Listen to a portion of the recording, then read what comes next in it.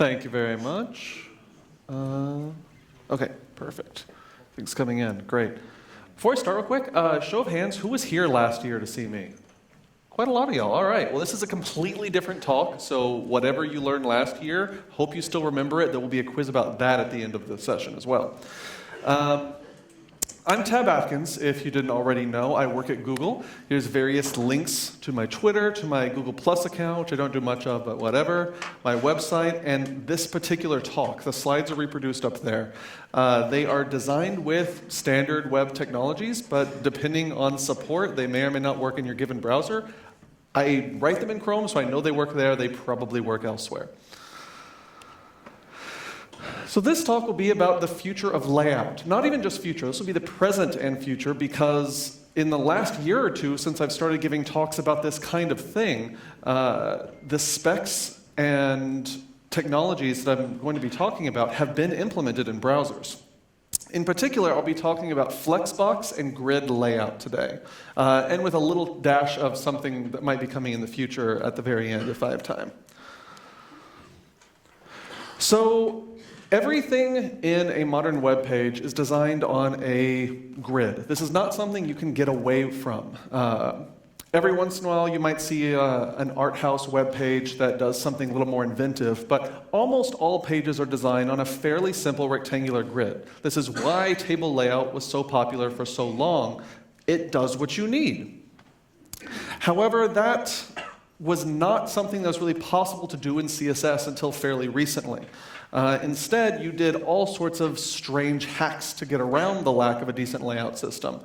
You might have used layout tables if you didn't want to use those. If you wanted proper CSS, like I wanted when I was first learning, you might have stumbled across various float-based layouts. You might have stumbled across techniques to use display table or display inline block or all sorts of other weird hacks for it. For example, this is the website of the company that I worked for before I came to Google. I take no responsibility for the design. This was entirely done by the SEO company before I became webmaster. I just rewrote everything. So when I started, this was a layout table monstrosity. It was not, at some points, 9 tables deep. To implement some of these things. It was so bad, they used tables instead of bulleted lists. They would just take a 2-column table, put a bullet character in one cell and the text in the other. I don't know what was wrong with their brains. So I rewrote this. My first big project that I did kind of unofficially was go in, reproduce as accurately as possible the look that they had already done in proper CSS. And I started because I was absorbing various things from luminaries like Eric Meyer and A List Apart, things like that. I started with a float-based layout design, where each of the columns were floats. You'd use some funky negative margins and whatnot to kick them into the right place. It ended up being very fragile, very difficult to maintain, very difficult to understand. It was basically Perl in the layout code. I wrote it once, and then, I had to fix it again. So I rewrote this again and again. This was my perennial project for the couple of years that I was working as webmaster, continually updating with whatever the newest techniques that I had learned was for CSS layout.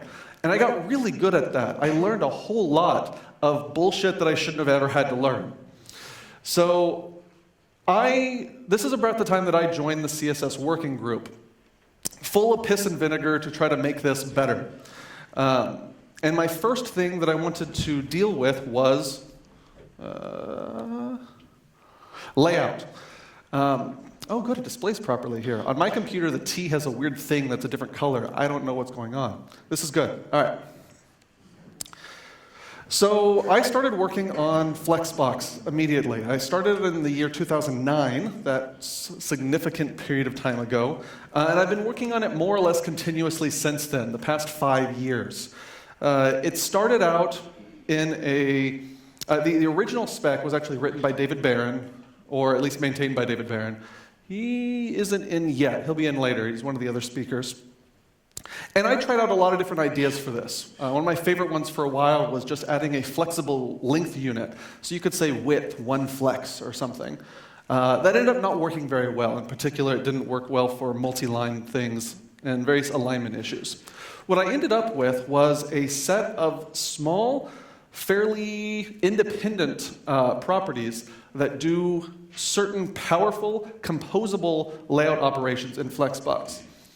And those 4 operations are controlling the direction, controlling alignment, controlling ordering, and finally flexibility, what the spec gets its namesake from.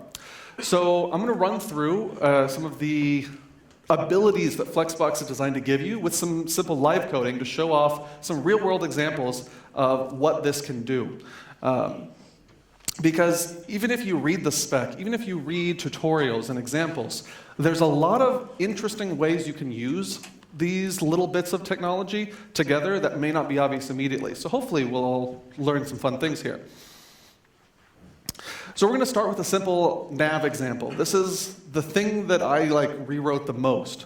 If you're trying to do a horizontal nav bar, there are at least 3 approaches. You can do floats, you can do display table, you can do display inline block. All 3 of those suck in various ways.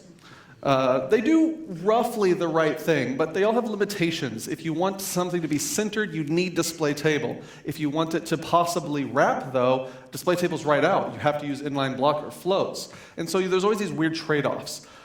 Flexbox, luckily, does everything you might need to do with all those with no trade-offs. So we're going to go in real quick and do some examples here. So right now, this is just a display block list. I applied some basic styling to make it look okay, but it's just a block with block LIs in there.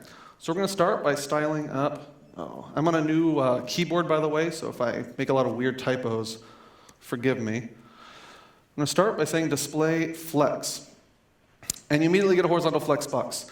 Fun thing now, last time I had to give a talk like this, I had to use a WebKit prefix. Flexbox is no longer prefixed in Chrome or Firefox or IE 11, the most recent IE. So if you're developing for recent browsers, you can use Flexbox completely unprefixed, exactly as specified in the spec. You don't have to rewrite the same property 3 times with different prefixes, which is really nice. I'm really happy about that. It's still prefixed in iOS and Safari right now, so you'll have to write it twice. But hey, Opera, Chrome, Firefox, modern IE, you're pretty great there. If you need to handle IE 10, there's prefixes. If you need to handle IE 9, I'm sorry. Nothing I can really do about that one. So, basic Flexbox here. It's now horizontal. Cool, that was what I set out for, but it's not very pretty. In particular, let's make this a little bit more obvious. I'm going to wipe out this one, just to give us a little more space. They're all shoved up against the edge. I don't like that very much. There's various ways we can make it actually fill out the nav bar. So let's start with the simplest one. I'm going to target the LI and just give it flex 1. Makes them flexible. Done. And while we're here, let's add in some text align center, make them look a bit prettier. There we go, much better. So they're now all flexible, and since they all have flex 1, the same value, they all get an equal share of the space. So they're all exactly 1/3 of the space minus padding and whatnot. Fun thing here, you didn't have to calculate anything about padding. It's great. Problem here, though. Notice that some of the names, like About Us, is a lot longer than Store, well, a couple of letters longer. If there was another item on here and things started getting a little tight, everything being the exact same size wouldn't work very well. The longer ones would start overflowing, even when the shorter ones still have plenty of free space. So we can use a slightly different flex value. Flex 1 just gives a normal priority. Instead, we can supply a length. In particular, we can tell everybody, just lay out at your normal length, your normal auto length, just like with auto. And this is very slightly different than before. In fact, just to make it a little bit more obvious, let's put both in, and we'll alternate between them. So the difference is very subtle here, but what happens when you have Flex Auto turned on is that everybody lays out at their normal length, and then whatever space is left over after that gets distributed equally. So in Flex Auto, which is what you'll normally want in cases like this, nothing will overflow until they all overflow. So a little bit more responsive, a little bit better at responding to a constrained space. But what if we didn't want it to flex? What if we didn't want them to get big? We wanted them to be a normal size and then have some free space in between them. In that case, we can throw all this out. Let's kill this Flex Auto. And instead, we're going to come up and use some of the alignment properties on the Flexbox itself, on the UL. So easiest way to do is just say justify content. Hey, we can center them. Yay, centering. Horizontal centering is not very exciting. We'll get to some more exciting one later. But justify content, space between. Automatically distributes them so that the free space is put in between all of them. This is a bit of a big gap, though. I don't like this. I want them to be a little bit, I don't like how the two end ones are all the way against the side. So let's use a different keyword here. Man, I don't know how to use max at all. All right. Space around gives us a half space on either side.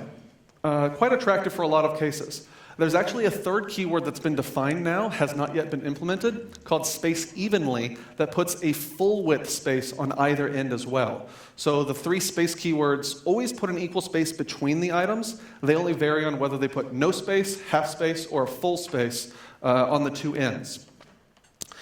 So this works all right. Let's keep with this. But there's some more interesting bits here that you can't see right now because all of the items are the same size. So let's give them different heights. We'll put a little BR here.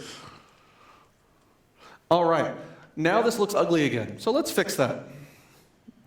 A few different things we can do.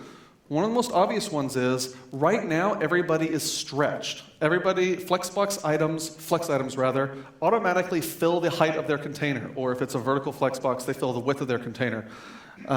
We can change that behavior. We can come down here to the LIs and tell them to be align self flex start instead, puts them at the start, or much more impressively, God, really? Align self center, vertical centering, the hardest problem in CSS, solved immediately. So that's cool, that works well, but this is a little bit strange now because the clickable areas are different. This one's a fairly small clickable area, this is a fairly large. What if I wanted a same size clickable area, but I still wanted the centering effect? More Flexbox solves our problem. So let's kill this align self, send them back to being stretched so they're all the same height. Make the LI into a Flexbox as well.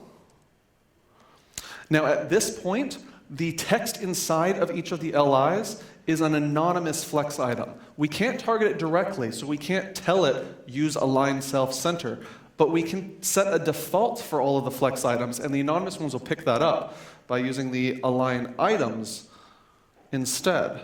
So align items center, and bam. Everything's full size, everything's centered, nice and pretty. So there's a lot of, everything that you could do here, you could have done with some combination of the previous layout modes, of table, of inline block, float, etc. Well, almost all of them. But you couldn't have done all of them at the same time. You couldn't have easily switched between them. If you wanted to use one or the other, you'd have had to dramatically change your markup or change your CSS rather. Whereas here, it's just one extra property, one changed property. Wonderful. Let's move on to a slight digression here. I was using 3 different alignment properties in that example. Justify content, align self, align items. Remembering these names is a little bit hard. It seems a little arbitrarily named. In fact, they used to have slightly better Flexbox-specific names. But then we noticed when I was starting to edit the grid layout spec, they have alignment properties too that do almost the exact same thing, take the same values. And it seems silly to have 2 properties, or 2 sets of properties, that were identical except with different names. And presumably, any properties that aligned new layout modes would have their own set of names. That seems stupid. So instead, we want to design a set of common names that all alignments, that all display modes can use to align things. And so we came up with some somewhat abstract, but hopefully still fairly clear names. These are the 6 that you see here, the justify, align, content, self, items. So it forms a 2x3 grid of combinations here. Any given display mode is only going to use a subset of them. Flexbox uses 4. Grid uses a different 4. But once you learn what the 6 properties do, it ends up being pretty easy to tell which names you should be using in any given place. So I recommend giving the alignment spec, CSS alignment spec, a little bit of a read. There's a lot of arcane details that you can ignore, but going through the beginning parts, reviewing the properties and what kinds of values that they have will probably help you out later. It's a nice little investment of time. It shouldn't take too long.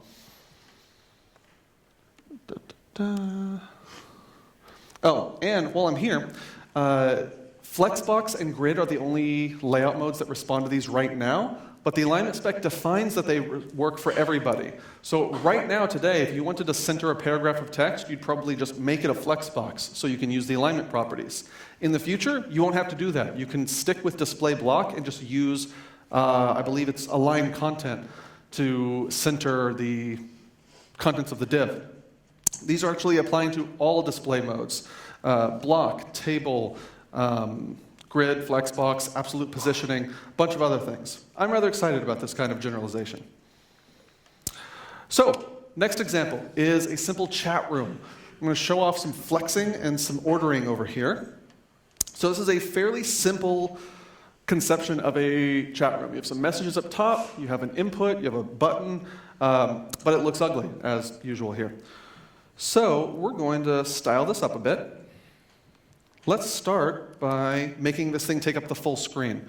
So HTML and body, go to margin 0 and height 100%. Okay. And what was that one called? That's the OL. Oh yeah. So we're going to turn body into a flexbox. This is a common technique here. Quite a lot of designs that you can do. You can just use body as your main flexbox. So display flex. Now this screwed everything up. Flexboxes are horizontal by default. So now we have to use flex flow to tell it what direction to go. And we want it to look like a column instead of a row. So okay, we're back to where we were, more or less. There's no longer a margin, but this looks about what it did before, so we haven't gained too much. Except now, I can tell the messages bit to flex, and this is good. This is good now. We have the input part down at the bottom where we want. The rest of it's taken up by messages. Great. You can, of course, do something like this today. If you can predict how tall the input section is going to be, you can just put it down there, set the other one's height to be 100% minus that using a calc expression. But with Flexbox, you don't have to predict that. It can be a dynamic size, it could be unknown size. Very simple. We still have some issues here, though. The form, the input's so tiny. A normal use for this, a normal UI for this kind of chat room is to have the input take up all the space that it can, except leave enough space for the submit button. So we're going to do that with more Flexbox. Let's just say form, display flex as well, and then input gets a flex 1. And there we go. It's a little obscured by the slide counter right now, but this now has everything work exactly right. Inputs can stretch, text areas can stretch, anything can be stretched. One final bit here. The HTML for this has the messages correctly in temporal order, first, second, third, but normally in a chat room you want them to be displayed in the opposite way. You want the most recent one to be at the bottom. Flexbox can do this as well. So come down here, messages needs to be made a Flexbox 2. Just use so much Flexbox. Display flex, make it a column Flexbox. Now this sends us back to where we were, but we want it to be reversed. We want it to be on the bottom. So we're actually going to use column reverse, which puts them at the bottom in the opposite order. So Flexbox doesn't care what direction you're laying out in. It can go in any of the 4. Row is the default. Column, growing down, is the next most common one. But you can use row reverse and column reverse for anything else you want as well. Let's move on here. This, I actually have to take credit for the design here. It's not very good, but it's something that I did on purpose. A small recipe app I created for me and my wife to help plan our menus for the week. So this, just you grab some menu item, pop it in the thing, pretty simple. But there's a whole bunch of recipes. And if I scroll down to way to the bottom, I can no longer see what's being planned, so I can't predict very well. And it takes a while to scroll all the way back up. Very frustrating. I would much prefer it if the table would stay on screen at all times and the recipe list was scrolling. However, because the table changes size, I definitely cannot predict how tall it's going to be. I can't have the recipe list set to any particular height because I just cannot predict it. It is impossible. Flexbox helps us out here, as it always has. So let's once again make everything, we're going to use body as the flex container again. So let's make it be the full height of the screen as usual. So HTML, body. Apologize for the flashing. Did it? Yeah, that's annoying. Oh well. Nothing we can do about that. Height 100%. Okay. So we're going to make the body be a display flex. Let's scroll this up a little bit.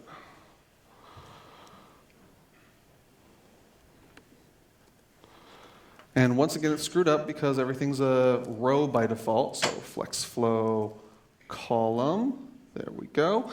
Everything looks really weird at this point. This is because everything's trying to fit in, and they're all kind of shrinking to a weird height here. So what we're going to do instead is we want the recipe list to, which is going to be normally very big, to shrink to whatever space is left over after the header and the table have taken up their bit. So to do that, let's see, that one's called recipes. We're going to style.recipes and give it a flex of 1 and a min height of 0. And something is still being messed up in here, and I'm not sure why, so let's go look at my pre-made code. Short inspect element, that'll work.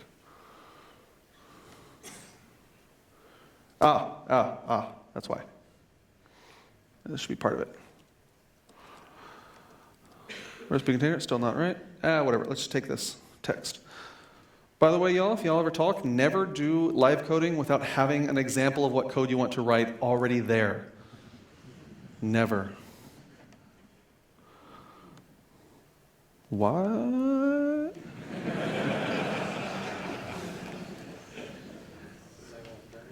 Okay, cool. So that didn't do what I expected. Oh, you know what? It's because I don't know how to use a Mac. What?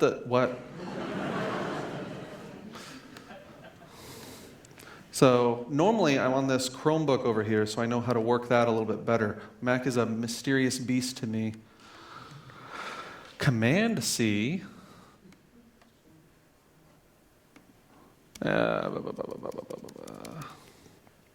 Command V. There we go.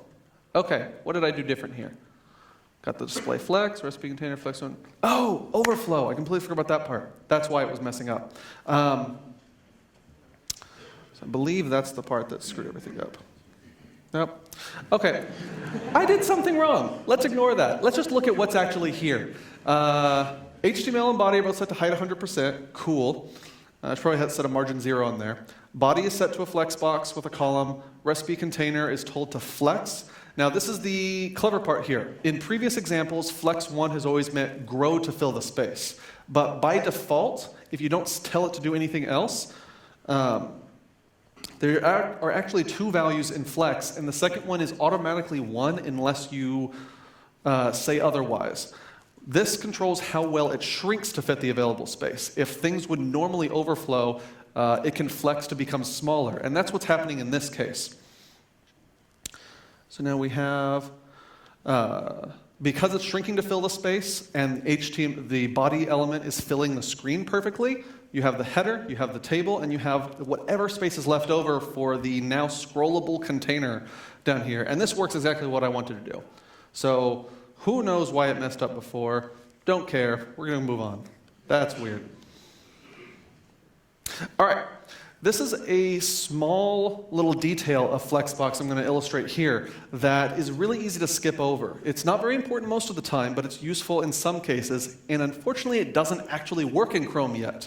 Firefox implements this correctly. I'll show you how it should work and have a little extra workaround to make it do what we want here, but it doesn't actually work as wanted in Chrome. So this is already using a Flexbox for a small little widget thing. We have a horizontal Flexbox for the content and the sidebar. The sidebar itself is a vertical Flexbox. And this is a standard hover submenu sort of thing. As I hover over About, hover over Interact, the submenu pops out. But if I hover over Projects, the word architecture is wider than the rest of it, so it makes the whole thing get a little bit bigger. And this can cause reflow. There's a weird popping effect as you go around here, and it's very ugly. I do not like that. If we could project ahead of time how wide it would be, we could just set a width on it, of course. But if we can't do that, if it's dynamic or we just want to be good about letting people swap out fonts and having our page not break, we need something else, and Flexbox provides this. So right now, we go down to the bottom and check out the style. We're using display none to hide the submenu when it's not being hovered over. We're going to swap that out for a different value. What am I talking about? For visibility collapse. Now, this is the value that doesn't work properly in Chrome right now. It's treated exactly like visibility hidden, which makes it still work in the layout but just not be displayed. The correct behavior of visibility collapse is similar but better to what I get if I also set height 0. So I think this works correctly in Firefox if you just say visibility collapse, but here I need a little bit extra. Notice now the projects bit, or the whole little sidebar, is a little bit wider now. And as I hover over everything, it doesn't pop. There's no size change here.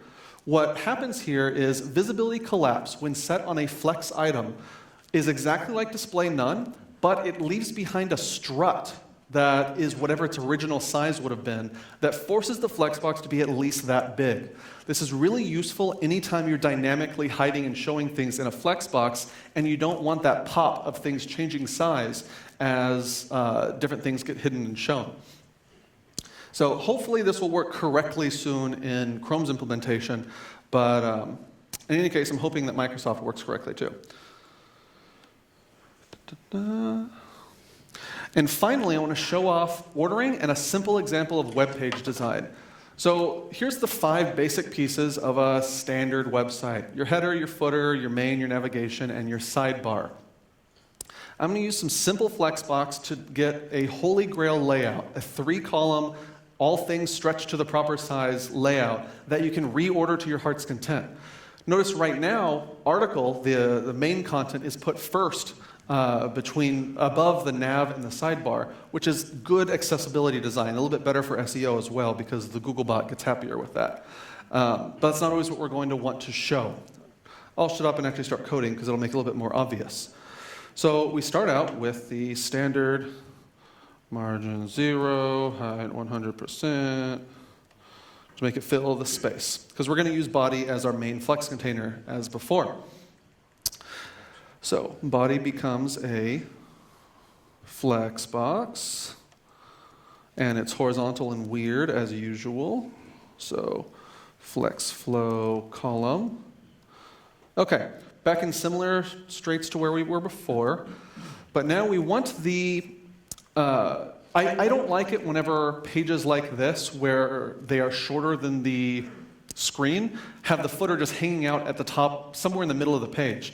If the page is longer than the screen, the footer sits at the bottom like it's supposed to. And it's a little bit weird visual effect in some cases if the footer is just sitting in the middle. So let's correct that and make the div wrapper around the main content stuff flex.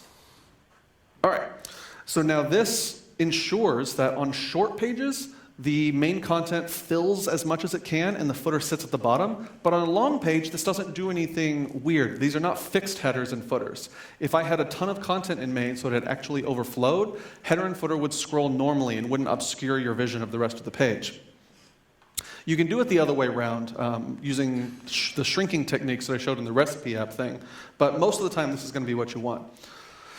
So what we also want to do for this body div thing is make it a Flexbox. Now, column is what we actually want here, so that's cool. But now they're all skinny. So let's style the article element with some Flex 1 as well. OK, we now basically have the design we want for a web page. With nothing but this much code, which looks like a good bit because it's gigantic text, but your text editor is probably set to something smaller. You have a basic 3-column design where everything works the way you would want it to work. Some of these things can be reproduced with other CSS methods with difficulty, with very difficult to read, difficult to write, difficult to maintain code. But with Flexbox, it's trivial, it's easy to understand, it's easy to work with. One final thing, though. I don't want my navigation hanging out somewhere in the middle there on the right side. I want it over on the left so that the main content is sandwiched in between the sidebar and the nav. This is something that only Flexbox can reliably do. We're just going to target the nav and tell it order -1, and it flips over to the between there. So everything in Flexbox, everything in a Flexbox can be reordered within its container. By default, everyone has an order 0, and everyone who has the same order value is laid out in DOM order as normal, just whatever order they are in the document. You can explicitly set their order, though, so they get rendered in the numerical order there. Since everything starts at 0, by setting nav to -1, I put it before everything else. I could similarly put it after everything else by setting it to +1. But -1 is what I want here. If I really felt like it, I could, of course, pop the aside over here as well. Do whatever I want there.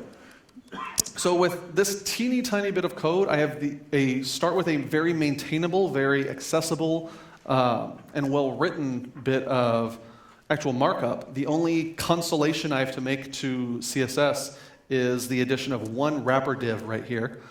And I get an extremely maintainable and easy to work with page.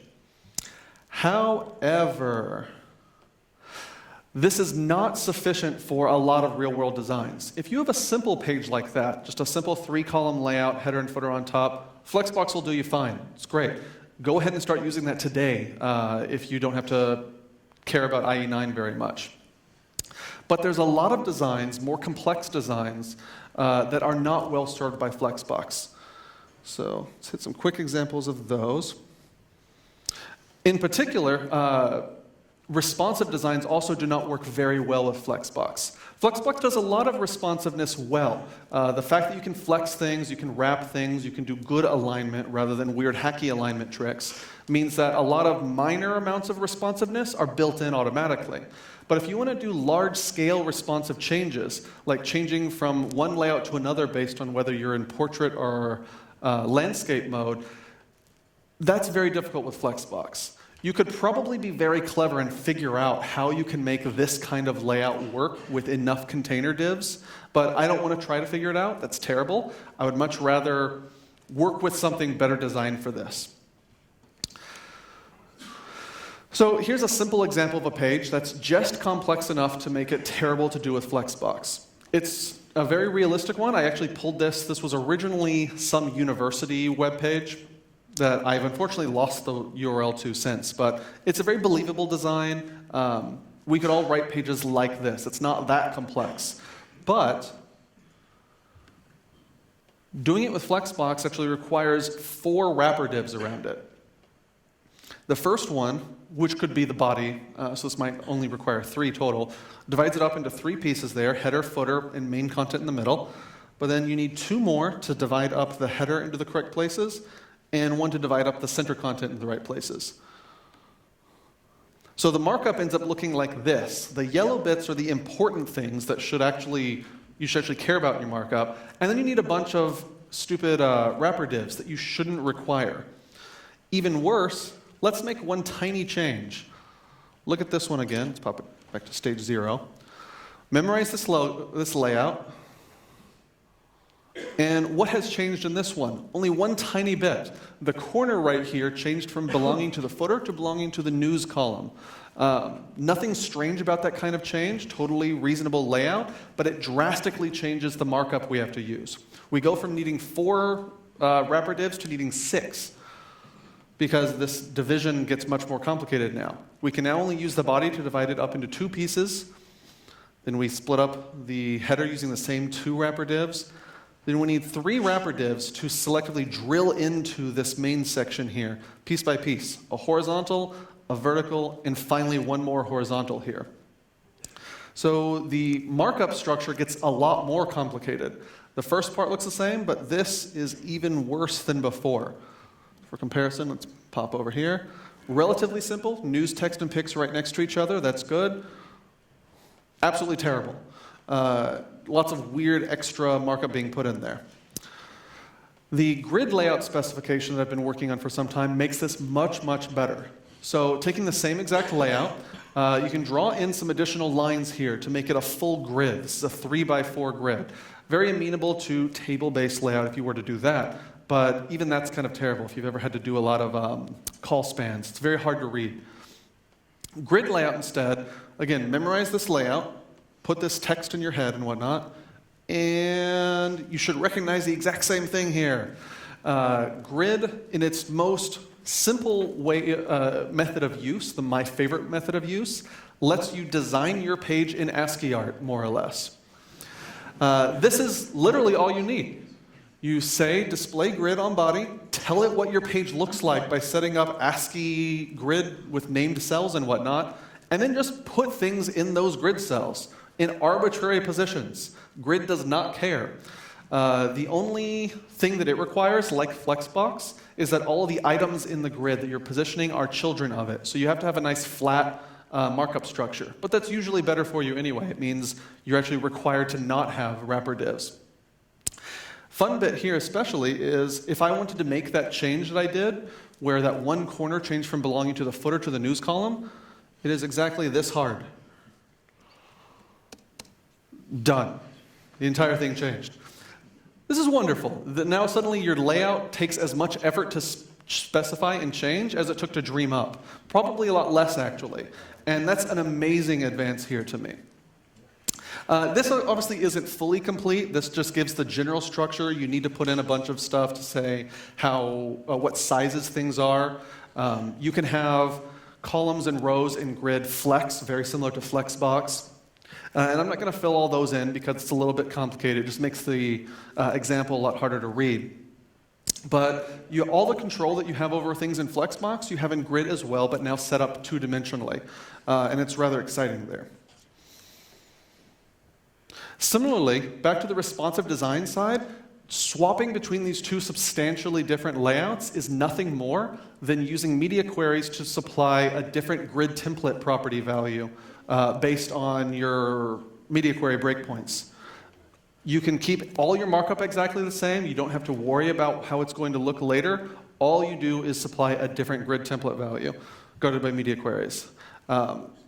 This just blows my mind here because it means you can do some really nice responsive design, like the same web page for mobile and for large screen devices, etc., with a minimum of effort. Makes me very happy here. So we're coming up in the end here. So Flexbox is available right now. If you're not already designing with Flexbox, you really should be. There's no shortage of tutorials and examples out on the web. If you can't find one, I'm sorry that you're blind. But you should be working with Flexbox, or even if not using them in production yet, at least planning to how you will do that as soon as IE advances a little bit more in overall computer population. Grid is not there yet. Grid is currently experimentally implemented in Firefox and Chrome. It's behind prefixes, unfortunately, because it was one of the last specs that we did prefixes for. And it won't, but Chrome, plan to try and ship Grid to public later this year. No promises, I can't actually give any timeline guarantees, but our goal is to ship it without a prefix sometime before the end of this year. And then hopefully Firefox will follow soon after, IE will follow. IE, in fact, already has an implementation of Grid as well. They've had it for some time, but all the property names are different. Not their fault, not their fault. They designed the spec, and then I started editing it, and then I was like, these are stupid, let's change everything. So that's entirely my fault that everything's different there. But in my defense, their property names were terrible, and they should feel bad. So the combination of those, though, once those do come out, Grid's only a few years away from being ubiquitous and usable everywhere. And the two of those together solve almost all layout cases you can need to worry about. Flexbox for anything one-dimensional, anything going in a single row or column. Grid for everything two-dimensional. So I don't need to do very much more, I think. There will be a Flexbox 2 at some point. There are some requests that have been made that are very reasonable that happened after I was already freezing the Flexbox feature set. Little bits about alignment or spacing that I want to add in, but they're very small. Nothing real earth-shattering there. The big thing that I will be focusing on in the future for layout is continuing my plan of CSS extensions. If you haven't heard about this yet, go to my slide deck or just search for CSS extensions and see if you can find the CSS extensions spec. It contains a bunch of kind of hand-wavy madness, but kind of real. Plans for making CSS more open to author-based extensions and to JavaScript-based extensions. The first bit that is almost real is custom media queries, being able to set media queries to a variable. Custom properties, the variables spec, is the other part that's already been implemented in some places. But I want to go further with this. I want to make CSS as hackable as possible.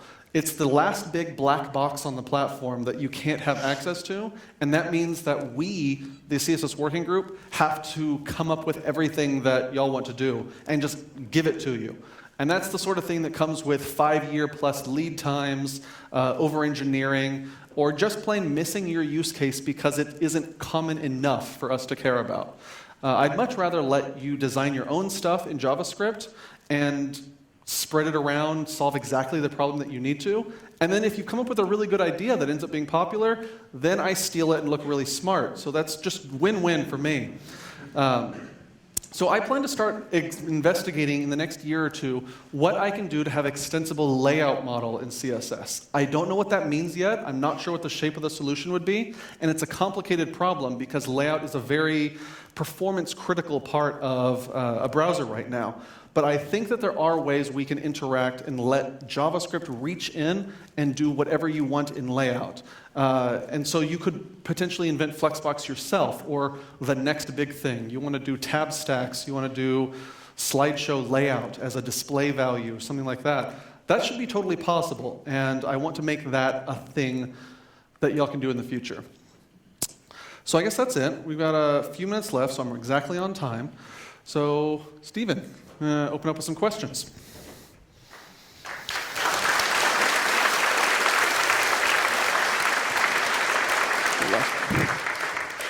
Thanks, Tab. We had no questions for a while, at which point I thought everyone knows everything already, but now we have a lot of questions. We can go over here and have a seat. Cool. And future reference, we will have a panel at the end, the last session. That'll be more Q&A if we don't get to anything cool here. And do not limit your questions to just topics we discussed. Go ahead and ask us anything, and we can probably answer them. Remember that the questions are, if you use the hashtag CSSDay, then someone's going to favorite those for me, and I'll see all the favorites here.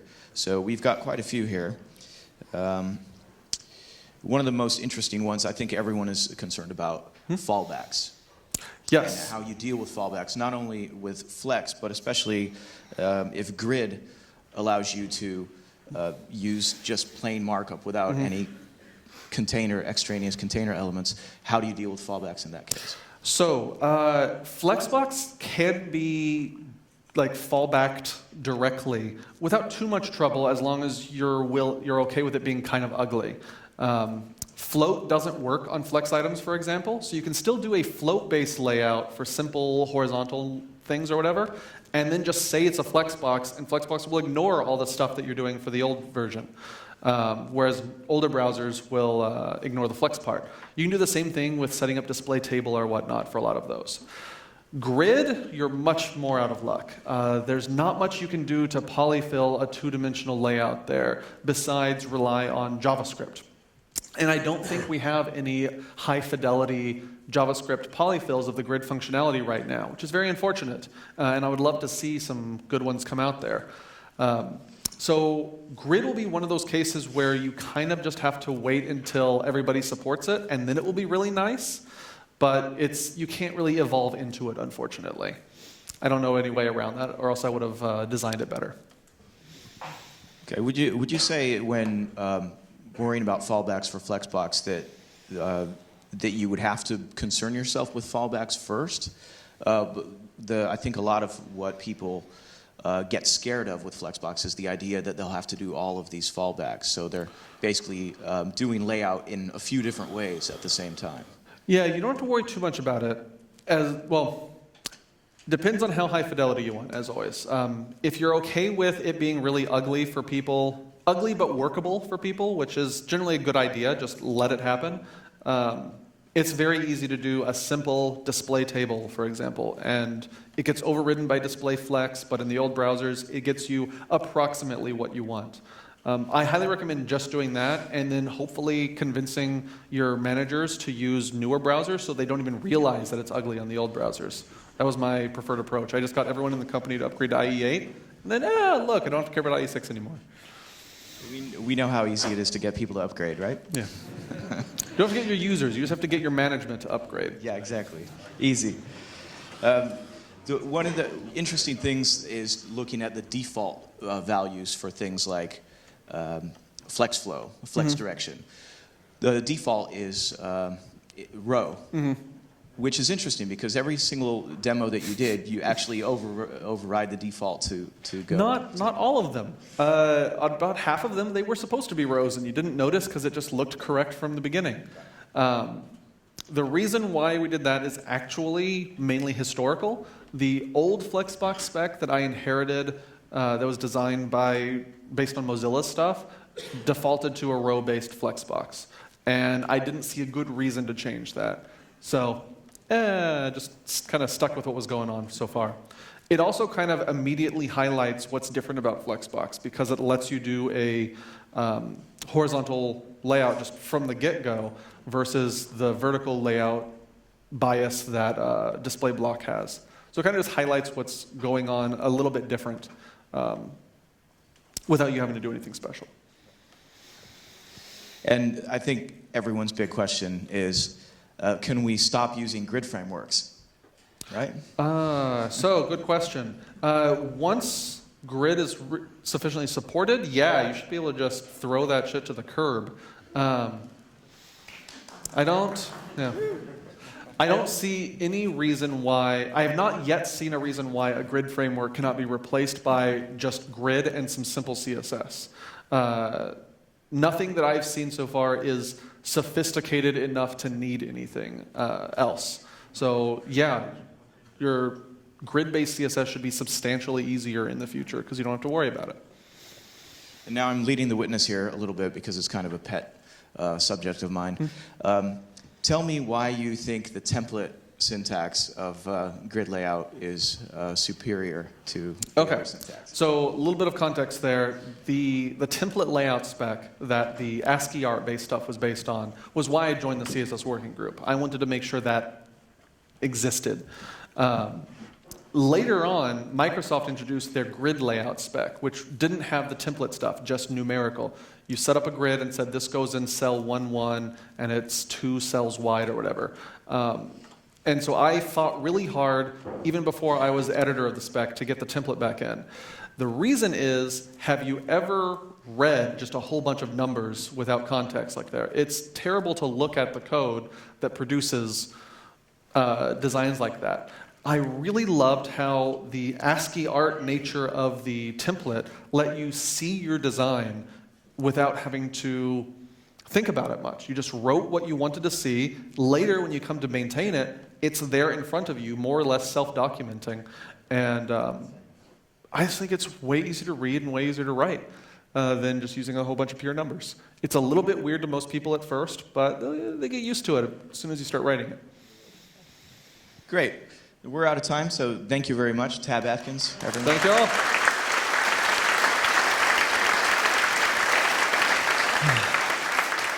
We're going to have a coffee break, and we'll be back here in about 25 minutes.